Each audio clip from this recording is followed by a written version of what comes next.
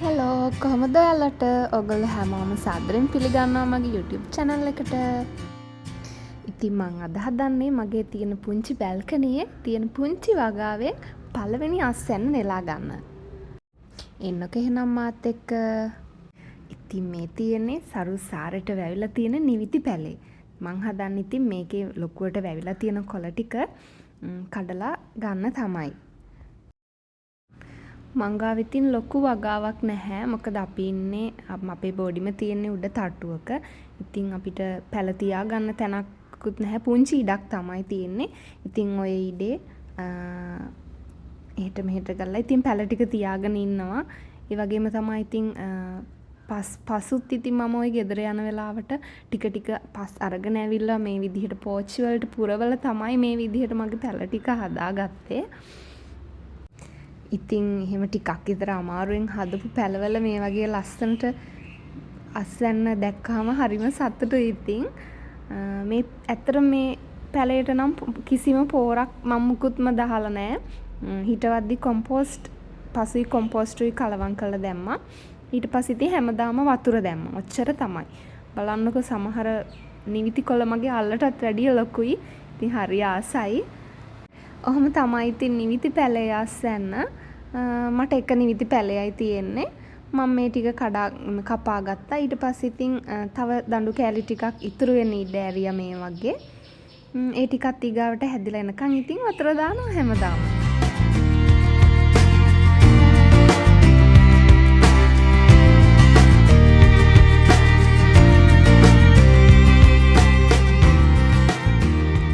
ඊළඟට ඉතින් මේ තියෙන්නේ රාඹු.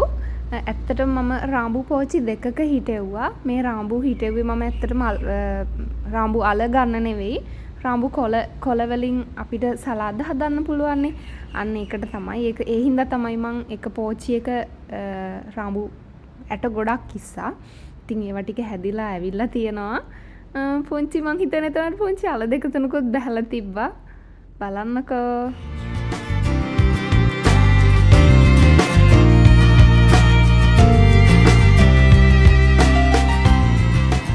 පෝච්චි ඉතින් රාඹු පැල දෙක තුනකට ඉඩ නැහැනේ.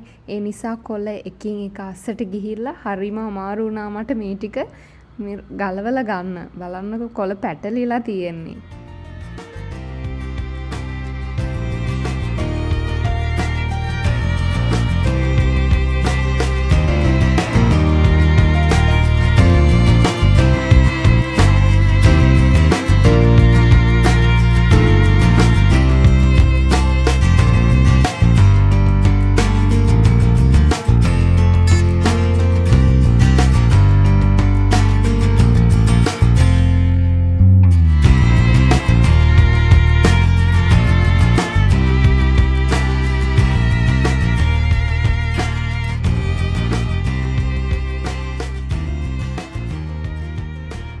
ඔන්න ඉතින් හිතුවා නේද යටට බහැලා තියෙයි කියලාලේ.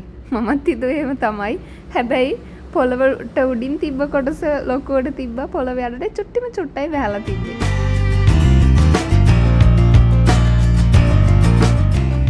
මේ තමයි අනිත් රාඹු පෝච්චිය. ඒක නම් ඉතින් ගොඩක්ම තිබ්බේ කොළ හැදිලා තමයි. අල බැහැලා තිබ්බේ නැහැ. එකම එක ගහක අලයක් තිබ්බා. එච්චර තමයි.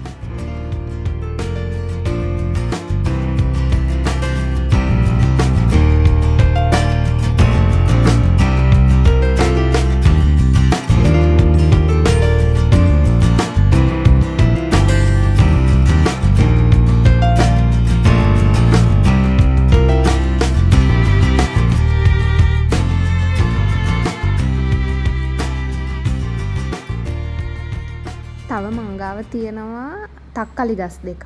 ඒ ගස් දෙකේ දැන් මල් පිපිලා තියෙනවා. හැබැයි තාම ගෙඩි හැදිලා නැහැ.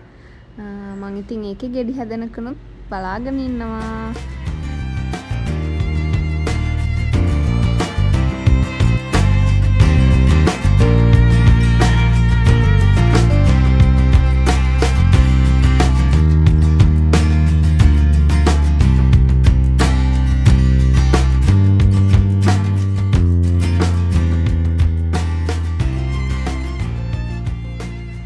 මං ඉතින් මගේ වගාවේ පළවෙනි අස්වැන්නත් අරගෙන කුස්සියට ආවා. දැන් හදන්නේ මේ රාඹු ටික සුද්ධ කරලා මේ පස් ටික අයින් කරලා මුල් අයින් කරලා වේලිලා තියෙන කොළ ටික අයින් කරලා හොඳට සෝදලා ෆ්‍රිජ් එකට දාන්න තමයි හදන්නේ.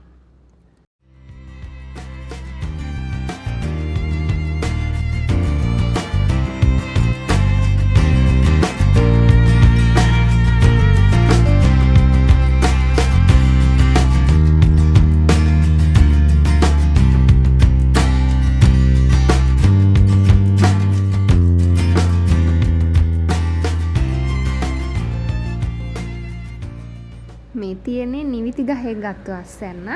ඒ වගේ කොළනවා ලොකුවටම හැදිලා තිබ්බා.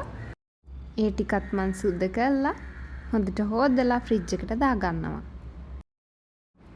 ඉතින් ඕගොල්ලෝ මගේ වීඩියෝ එකට කැමති නම් ලයික් කරගෙන යන්න, කමෙන්ට් එකක් දාගෙන යන්න. ඒ වගේම channel එක subscribe කරන්න අමතක කරන්න එපා. ඉතින් එන්නම් ආයෙත්